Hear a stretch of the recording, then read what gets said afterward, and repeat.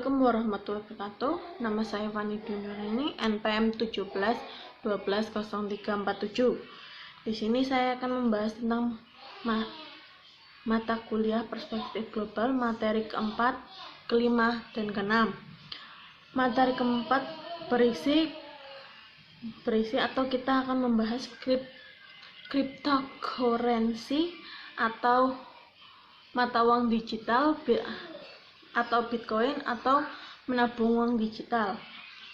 Cryptocurrency yaitu ada sistem blockchain. Blockchain adalah teknologi di balik Bitcoin. Jadi blockchain adalah sistem yang mengatur dan mengelola data transaksi mata uang digital yang tidak dikelola oleh pihak ketiga, yaitu seperti bank, tetapi yang mengelola ada pada para pengguna. Sistem teknologi cryptocurrency, setiap pengelola akan mengetahui apa saja kegiatan yang telah dilakukan pengelola lainnya. Atau cryptocurrency menggunakan sistem terbuka. Nah, transaksi ini dinamakan sistem blockchain. Meski cryptocurrency sudah dikembangkan sejak 1990-an, baru sekitar 10 tahun terakhir dikenal masyarakat global. Jenis dari cryptocurrency yang sering digunakan antara lain Litecoin, Ethereum, Monero, Ripple, dan Bitcoin. Saat ini ada lebih dari 1000 cryptocurrency yang beredar di seluruh dunia. Bitcoin termasuk dalam daftar teratas mata uang digital yang paling banyak digunakan.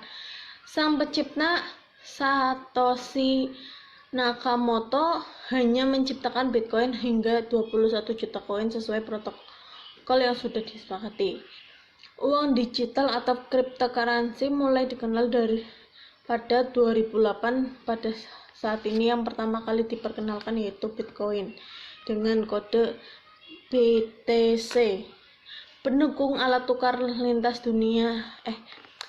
Cryptocurrency ini adalah pendukung alat tukar lintas dunia. Dan ternyata uang digital ini atau cryptocurrency ini ditolak beberapa bank sentral. Pada tahun 2018 ditolak dengan tegas di Bank Indonesia. Tidak hanya di Indonesia saja yang menolak cryptocurrency atau Bitcoin ini, beberapa bank sentral yang menolak Bitcoin yaitu Bank Sentral Cina, bank sentral yang ada di Rusia, dan beberapa bank sentral di Eropa. Oke, tadi penjelasan tentang materi keempat. Materi keempat tentang cryptocurrency atau mata uang digital, Bitcoin, dan menabung uang digital. Sekarang kita akan memasuki ke materi kelima, yaitu materi pertama akan membahas neokolonialisme.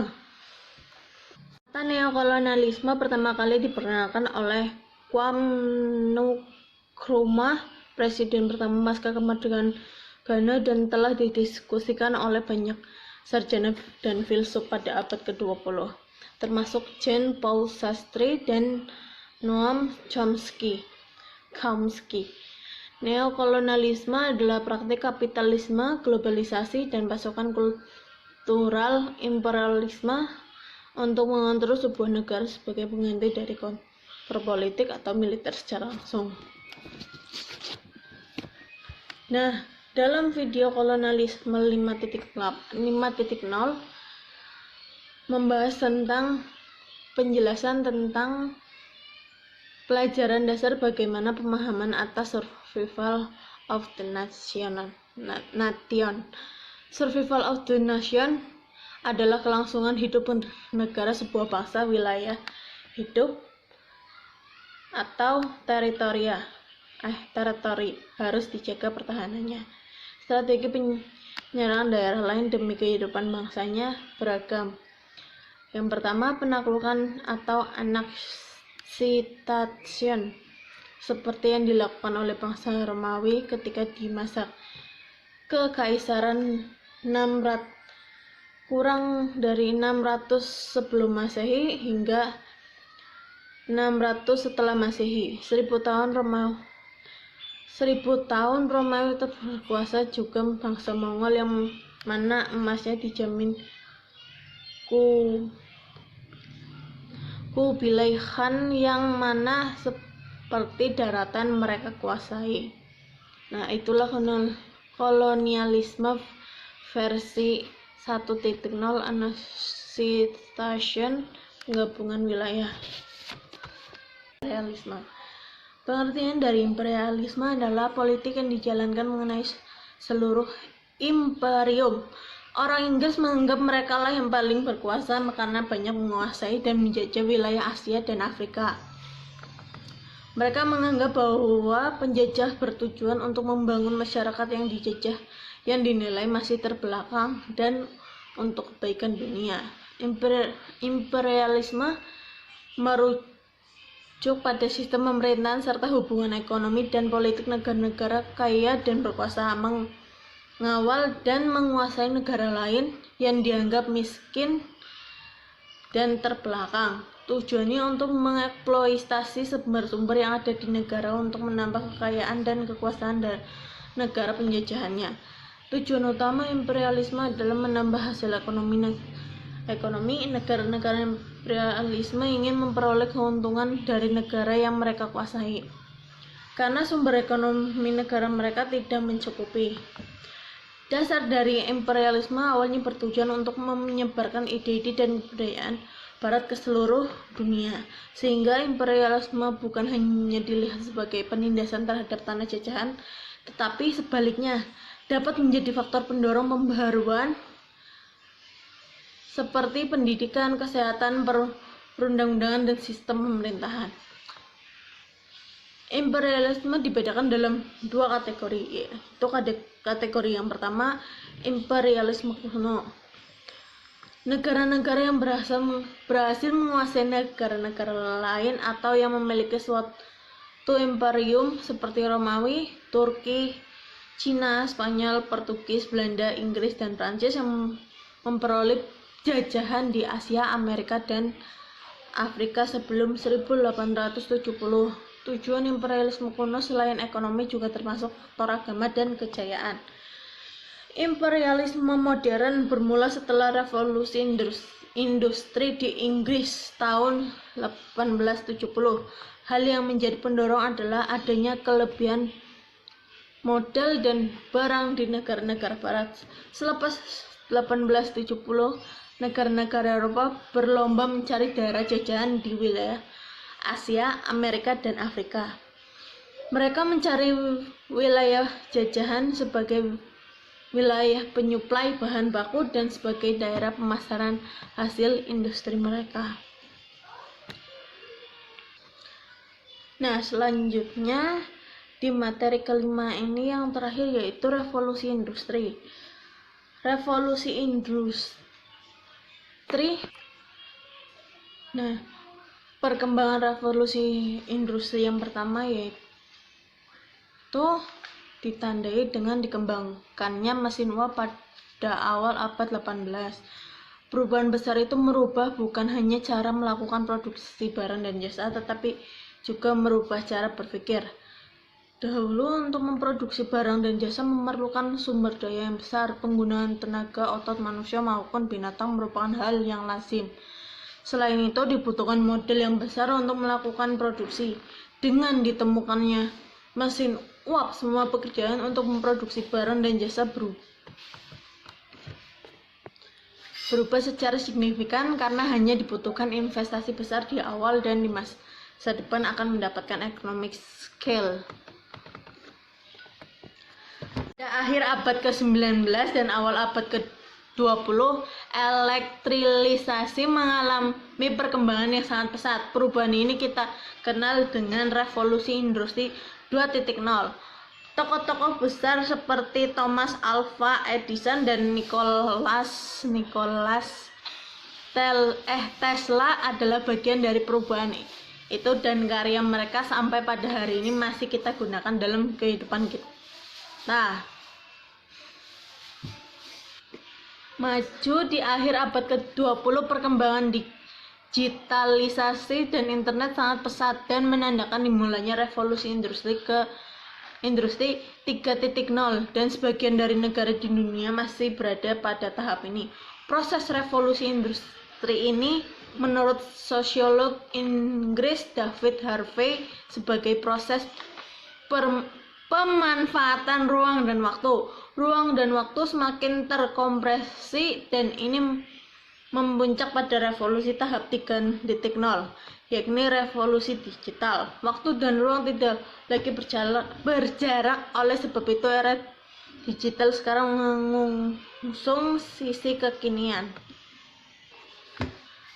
Pada awal abad 21 sampai dengan sekarang berkembang otomatisasi di berbagai bidang yang menjadi ciri munculnya revolusi industri 4.0.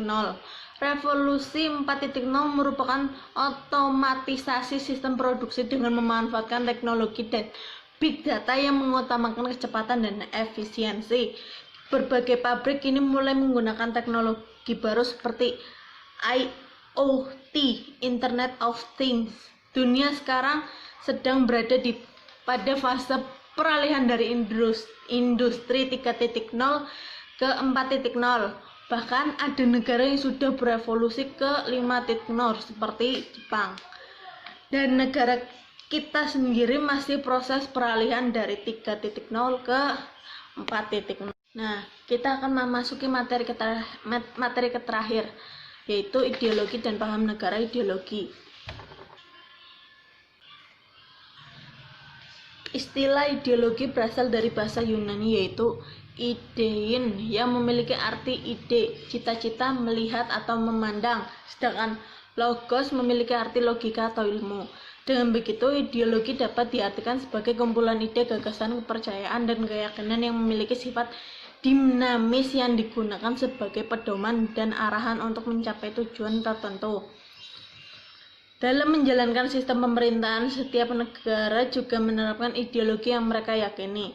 Ada macam-macam ideologi seperti ideologi liberalisme, demokrasi, sosialisme, nasionalisme, fasisme, feminisme, dan masih banyak lagi. Dari fungsi ideologi juga memiliki beberapa fungsi antara lain sebagai berikut.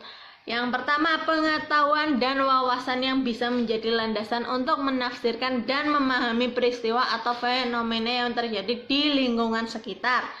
Yang kedua, orientasi dasar yang mampu membuka wawasan dan memberikan makna untuk mencapai tujuan yang ingin diraih. Yang ketiga, pegangan dan pedoman bagi setiap individu dalam bertindak dan berperilaku. Yang keempat, bekal bagi seseorang untuk menemukan identitas jati dirinya. Yang kelima atau fungsi yang terakhir yaitu kekuatan diri yang mampu memberikan semangat dan motivasi untuk menjalankan aktivitas dan mencapai tujuan yang ingin dicapai. Dan kita akan membahas 3 macam ideologi. Yang pertama yaitu ideologi demokrasi. Demokrasi merupakan salah satu dari macam-macam ideologi yang ada di dunia dan berasal dari 2 kata yaitu demos dan kratos. Demos memiliki arti yaitu rakyat, sedangkan kratos memiliki arti yaitu kekuasaan. Dari pengertian kedua kata tersebut dapat disimpulkan bahwa kekuasaan tertinggi dalam ideologi demokrasi berada di tangan rakyat. Ideologi yang kedua yaitu ideologi kapitalisme. Kapitalisme lebih menekankan pada kekuasaan modal oleh pihak swasta tanpa campur tangan negara. Dalam praktiknya, pemerintah di negara-negara penganut ideologi kapitalisme ini hanya berperan sebagai pengawas saja dan tidak berhak melarang atau membatasi pihak swasta sehingga pihak swasta dapat meraup keuntungan sebesar-besarnya dengan modal seminim mungkin. Yang ketiga yaitu ideologi sosialisme. Sosialisme merupakan ideologi yang identik dengan komunisme karena memiliki prinsip dasar yang sama yaitu mengutamakan kepemilikan bersama. Dengan kata lain, ideologi ini tidak mengakui adanya kepemilikan secara individu karena semua aset dan modal dikuasai secara bersama-sama untuk kepentingan rakyat. pada pelaksanaan sistem perekonomian sosialisme ini akan membagi rata seluruh pendapatan yang diperoleh warganya. Meski terkesan adil, namun ideologi ini merupanya memiliki kekurangan, yaitu timbulnya kecemburuan sosial akibat beban kerja tiap warga tentu berbeda.